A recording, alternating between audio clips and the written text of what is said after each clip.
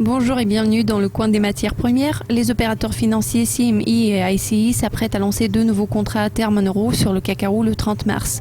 Qu'est-ce que ça va signifier pour la marchandise? Je suis Jessica Walker et mon invité aujourd'hui est Andy Wardlock qui est le fondateur de Commodity and Derivative Advisors. Andy, le prix du cacao a perdu 7,7% ce mois-ci. Pensez-vous que c'est une réaction impulsive aux attentes d'une grande récolte en Côte d'Ivoire qui est le plus grand producteur du monde? Est-ce que ça pourrait entraîner la dépréciation du cacao? Dans une certaine mesure, oui, mais il est également important de prendre en compte la baisse de la demande. Actuellement, il y a une tempête parfaite à cause des prix du cacao négatifs, et ce dans le contexte de la chute de la demande mondiale et de l'augmentation de la production. Pour ce qui concerne la demande en tant que partie de cette équation, elle va changer au fur et à mesure de la reprise économique, mais structurellement parlant, les prix du cacao devraient continuer de baisser pendant une génération.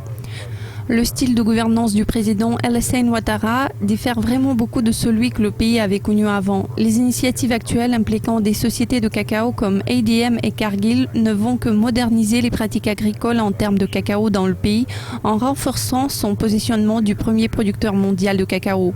Ça permettra également de renforcer l'infrastructure dans les transports. Cela dit, le marché deviendra moins risqué, à l'exception des phénomènes naturels bien sûr.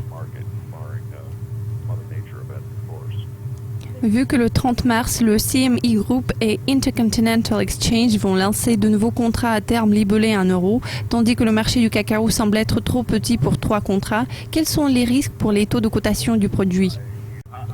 De toute évidence, ça va complètement diviser le marché et changer son paradigme habituel. Il y aura plus d'opérateurs qui vont mener leurs échanges à plusieurs bourses au lieu des échanges sur la bourse centrale. Il y aura plus de volatilité et ce sera très bien pour les échanges algorithmiques, car il y aura des niches vides, les traders étant répartis entre différents contrats. Dans un sens, il est logique que l'ICE a lancé un nouveau contrat libellé en euros, car une grande partie du marché de cacao est européenne. Je ne sais pas comment ça va affecter les volumes, mais personnellement, je pense que cette division n'a pas été une bonne idée dans les circonstances données. Je dois vous avouer qu'à mon avis, il existe de meilleures façons de couvrir les risques de change.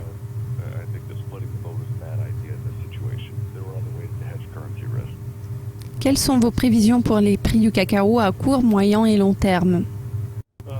Sur le court terme, c'est-à-dire dans les 2 prochaines semaines, je pense que nous allons franchir le point bas de 26,70.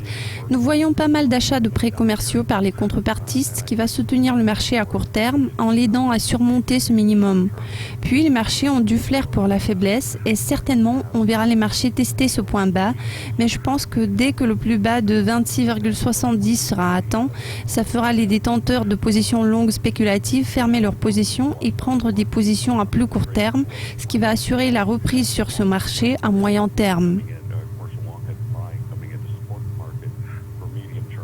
Andy, je vous remercie de vos commentaires. C'est tout pour aujourd'hui, mais restez à l'écoute de Dukascopy TV pour plus de mises à jour financières. À demain!